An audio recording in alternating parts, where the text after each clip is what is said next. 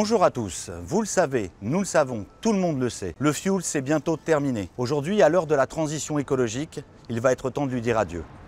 En conséquence, lorsque votre copropriété est équipée d'une chaufferie au fioul, il va falloir vous trouver une nouvelle solution. Et ça tombe bien, nous avons quelque chose à vous proposer, le gaz. Le gaz, c'est la solution la plus pertinente dans ce collectif existant qu'est la copropriété. Ses avantages, c'est une énergie disponible en continu qui bénéficie d'une couverture de réseau très grande. Sa mise en œuvre est simple, elle ne touche que la chaufferie, son investissement est donc limité. Et en plus de tout ça, le gaz, et de plus en plus le gaz vert, concourt parfaitement aux enjeux de la transition énergétique. Dans la copropriété dont je suis membre du conseil syndical, on l'a fait. On a abandonné la vétusté de la chaufferie fioul. Et on a bien fait. Notre copropriété date de 1961. Elle est composée de 26 logements sur 9 étages. Et pour passer au gaz naturel, on avait plusieurs raisons. 1. Pour accéder à la sobriété énergétique. Ça devient possible grâce à des compteurs communicants et à des chaudières THPE. 2. Parce que financièrement, c'est intéressant. Il y a le coût de la molécule, les capacités d'amortissement, les aides. 3. Évidemment, il y a la motivation écologique. Moins de consommation, c'est moins de carbone. On améliore la qualité de l'air et on participe à la nécessaire transition écologique. Et avec le gaz vert, on a accès à une énergie encore plus verte.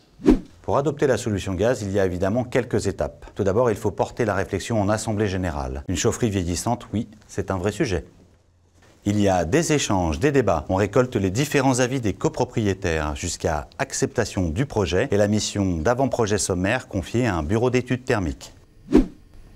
Notre mission est en deux parties. La première, c'est une mission de bureau d'études qui vise à définir la nouvelle chaufferie. Pour ça, on rédige un cahier des charges qui met en place un schéma de principe et un mode de fonctionnement qui permettra de faire de véritables économies. On transmet à plusieurs chauffagistes qui réalisent leur chiffrage. Une fois reçues les différentes propositions, on analyse les offres, on dresse le bilan énergétique et financier et on présente en assemblée générale. C'est l'assemblée générale qui fait son choix. Elle choisit les travaux, les options à réaliser et vote leur financement. À partir de ce moment, la deuxième partie de notre mission commence. Il s'agit d'une mission de maîtrise d'œuvre, c'est-à-dire la planification, l'organisation et la réalisation des travaux. Attention, il y a en fait deux chantiers. Le premier est dans la rue, pour le raccordement gaz sur le réseau GRDF. Ces travaux sont faits avec les équipes GRDF qui suivent une procédure stricte qui est certifiée. Le deuxième chantier est dans la chaufferie. On y installe des chaudières à condensation, un raccord hydraulique spécifique, des travaux électriques, de fumisterie, bref, un ensemble efficace pour une bonne efficacité énergétique. Tous ces travaux sont réceptionnés.